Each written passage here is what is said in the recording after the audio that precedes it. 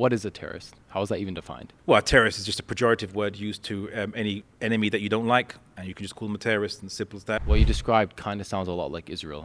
Assalamu alaikum wa rahmatullah. Wa alaikum assalam. How are you doing today? Alhamdulillah, yourself? Alhamdulillah, alhamdulillah. I'm doing good. Got some tough questions for you today. I hope Okay. you're ready for the heat. I'll try.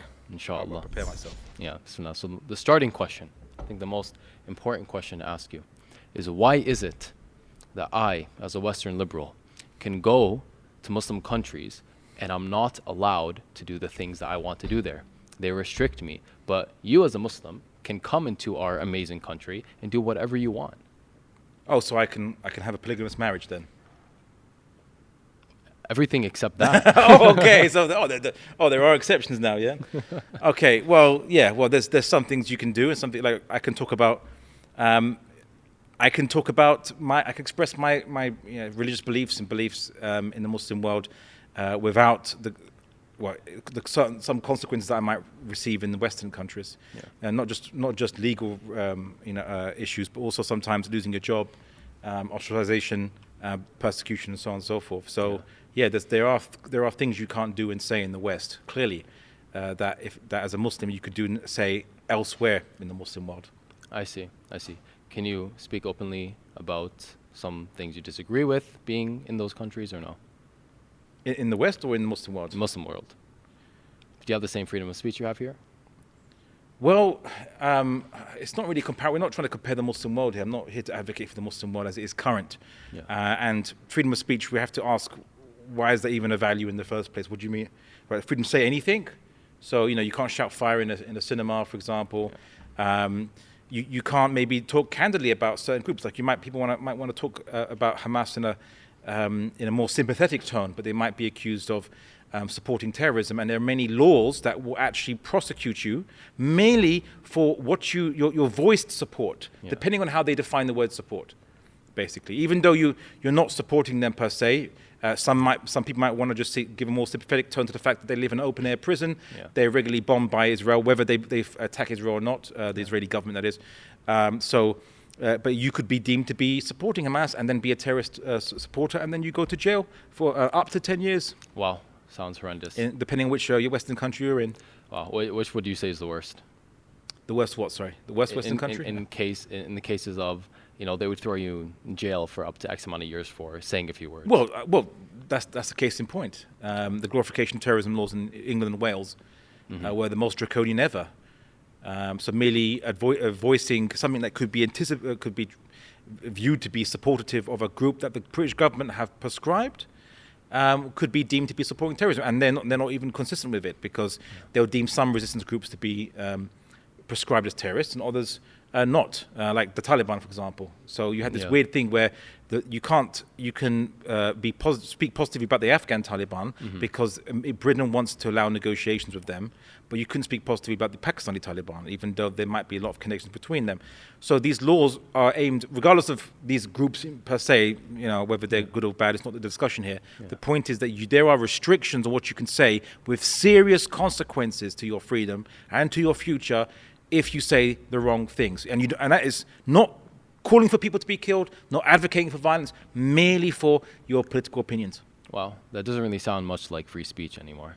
No, it doesn't. Wow. Right? But there are many other things that you can't say in the West, and many other things that you can be prosecuted for. Yeah. Speaking of the term terrorist, what is a terrorist? How is that even defined? Well, a terrorist is just a pejorative word used to any enemy that you don't like, and you can just call them a terrorist, and simple as that. But initially it came from the French Revolution, where it was a term of a style of governance ruled by terror, so terrorism, where basically you terrify the enemies of the revolution and you rule by terror. So Israel, that's what initially it was. But then it was used to describe those people who use violence to lobby democracies from pursuing political actions, usually invasions and bombings, which these governments do, to dissuade these governments from doing so by targeting their population in the belief that the population actually have a sway over the government, or the government does what the people want. Of course, it's wrong for a number of reasons, but not least the fact that it's just an illusion. People don't have control over their government and The government don't care about what the people want. Yeah. The government care about what is in the national interest, no matter how much blood that might require to be shed for it. I see. What you described kind of sounds a lot like Israel and what they've been doing recently. Oh, well, of course, the national interest of Zionists is to create and maintain a Jewish ethno-state with one predominant ethnic group. Wow. The very fact that this is clear-cut racism seems to escape most people. Yeah. But the fact is that they can't allow themselves to live in an area of land where people of a different ethnic group have the same civil rights, where there is a 50-50 demographic split. Yeah. So in order to maintain their ethno-nationalist goals, they will subject the vast majority of Palestinians to being basically stateless and without citizenship in the Israeli government or Israeli state, so that they can be treated in a much more harsher and obviously you might call second-class fashion, and kept away, which you might call apartheid, kept away from the areas of Jewish population control. So these are very much ethnic management policies. They've used policies of what we call ethnic cleansing, of course, to achieve their predominance of their ethnicity, because the state of Israel was premised, the Zionist goal was premised on a state governed by Jews, not governed by Arabs, not governed by a mix of both. Yeah. No. So to protect that goal, there's a lot of atrocities that they have to commit. You know, one sin begets another sin. You know, and so they initially didn't think they were going to have to do that when they first came, you could say, but gradually they just had to commit bigger and bigger outrages to protect that initial sin that they wanted to do. Wow. And they had that goal from the very beginning. Oh, yes. They just never thought that there would be any resistance to it. They thought maybe the Palestinians would just leave. They thought they could just buy land and encourage Palestinians to migrate by giving them economic incentives. Wow. Right? When the Palestinians were thinking, well, wait a second, we're not going to leave our ancestral home and we're going to stay here, and we're going to resist, because why should we become a minority in our own land? With your stated goal of creating an ethno-nationalist state that predominantly represents Jews in derogation of others, right? So why should we accept that? Why would anyone accept that? Yeah. So of course they're going to resist, and of course when the Zionists discovered that these Palestinians actually are resisting them, this then led them to take increasingly more stern measures, leading to what we see today. Wow. Okay, so now on a different topic. There's a lot of focus in Islam on pleasing Allah, pleasing God.